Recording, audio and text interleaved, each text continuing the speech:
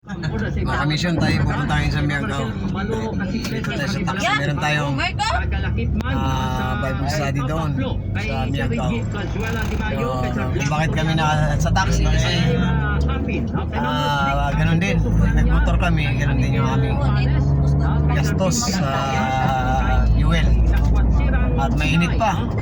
Kaya po rin ng Panginoon dahil si Brother Ayan ito. Siya yung nagdestino po doon sa Miagao. No, siya yung driver. Yan yung driver natin. Guwapo. Pag ng Diyos yan. Siya po yung destino ng Miagao. So ito po yung mga kasama natin. Amen. Si Brother Mark. Siya po yung taga Miagao. Si Sister Jeline. O yun, praise God. For the first time, nakasama natin si Brother Michael. Taga San Juan. Si Pastor Pete po kasama natin. Praise the Lord mga kamisyon. Pag-pray po natin ang gawain ng Panginoon. No? Na maging matagumpay. Sa biyaya ng Lord, magpapatuloy tayo sa paglilingkod. Pagin ng Panginoon, dahil tapos na tayo sa pananambahan kanina, maaga tayo. Dahil meron tayong Miagao mission. Pagin ng Panginoon, at masarap pumunta sa mission. Lalo na kapag nakataksi ka.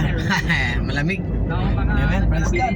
So God bless po, ingat-ingat tayo sa biyahe mga kamisyon. God bless po sa ating lahat.